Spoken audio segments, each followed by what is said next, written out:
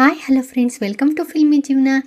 ಸೋಮವಾರ ಏನೇನು ನಡೀತು ಬಿಗ್ ಬಾಸ್ ಅಲ್ಲಿ ನೋಡೋಣ ಬನ್ನಿ. ಮಂಜು ಅವರು ಮಹಾರಾಜರಾಗಿರ್ತಾರೆ. ಅಂತೂ ಇಂತೂ ಮಂಜುಗೆ ಸೀಕ್ರೆಟ್ ಟಾಸ್ಕ್ ಕೊಡ್ತಾರೆ ಬಿಗ್ ಬಾಸ್. ಹಾಡಾಡುತ್ತಾ ಕಣ್ಣೀರು ಸುರಿಸಿದ ಮೋಕ್ಷಿತಾ ಪೈ, ಮಾತನಾಡುತ್ತಾ ಕಣ್ಣೀರಿಟ್ಟ ಶಿಶಿರ್.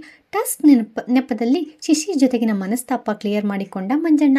ಮತ್ತೆ ಒಂದಾಗ್ತಾರ ಮಂಜು, ಮೋಕ್ಷಿತಾ, ಗೌತಮಿ. ಇಷ್ಟು ಹೈಲೈಟ್ಸು ಸೋಮವಾರದ ಸಂಚಿಕೆಯಲ್ಲಿ. ಅದ್ರ ಬಗ್ಗೆ ಒಂದೊಂದರಾಗೆ ತಿಳ್ಕೊಳ್ಳೋಣ ಬನ್ನಿ.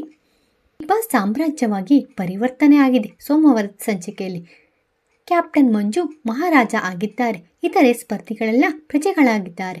ಮಹಾರಾಜ ಮಂಜುಗೆ ಬಿಗ್ ಬಾಸ್ ಸೀಕ್ರೆಟ್ ಟಾಸ್ಕ್ ಕೊಟ್ಟಿದ್ರು. ಆ ಸೀಕ್ರೆಟ್ ಟಾಸ್ಕ್ನ ಉಗ್ರ ಮಂಜು ಬಳಸಿಕೊಂಡ ರೀತಿ, ಪರ್ಫಾರ್ಮ್ ಮಾಡಿದ ರೀತಿ ತುಂಬ ಅದ್ಭುತವಾಗಿತ್ತು. ಬಿಗ್ ಬಾಸ್ನ ಮಹಾರಾಜ ಮಂಜುಗೆ ಬಿಗ್ ಬಾಸ್ ಸೀಕ್ರೆಟ್ ಟಾಸ್ಕ್ ಕೊಟ್ಟರು.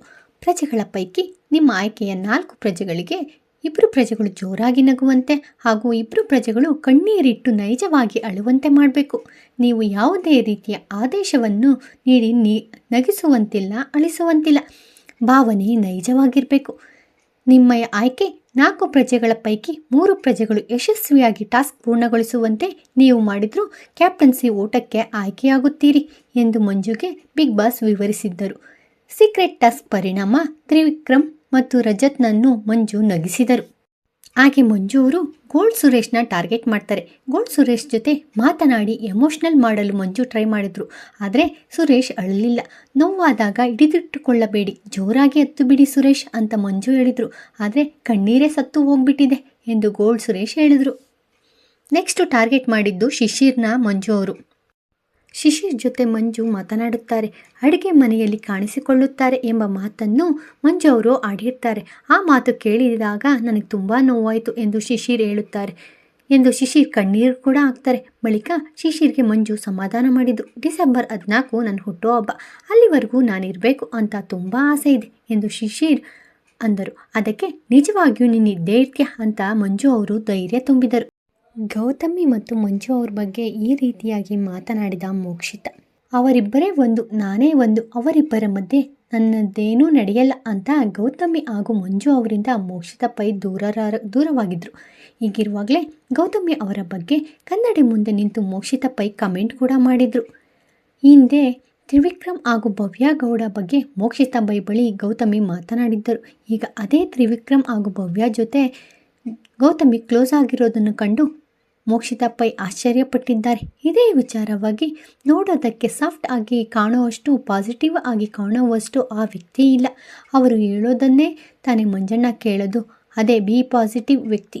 ಭವ್ಯ ತ್ರಿವಿಕ್ರಮ್ ಬಗ್ಗೆ ಮಾತನಾಡಿದ್ದರು.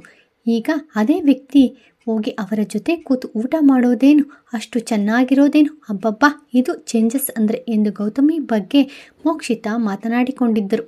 ಇದೆಲ್ಲ ಮುಗಿದ ನಂತರ ಬಿಗ್ ಬಾಸ್ ಸಾಮ್ರಾಜ್ಯ ಮನರಂಜನೆಯ ಕಾರ್ಯಕ್ರಮಗಳನ್ನು ಹಮ್ಮಿಕೊಂಡಿತ್ತು. ಅದರಲ್ಲಿ ಹಾಡುಗಳನ್ನು ಮ್ಯೂಸಿಕ್ ಸಮೇತ ಡಿಫ್ರೆಂಟಾಗಿ ಹಾಡಿ ರಜತ್ ಎಲ್ಲರನ್ನೂ ನಕ್ಕು ನಲಿಸಿದರು.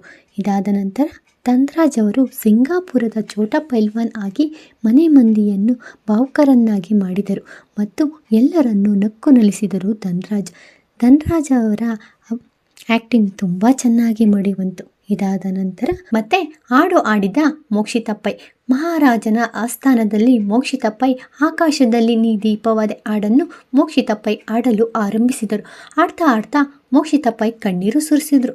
ಗೌತಮಿ ಸಹ ಹತ್ತರು. ಇತ್ತ ಮಂಜು ಕೂಡ ಎಮೋಷ್ನಲ್ ಆದರು.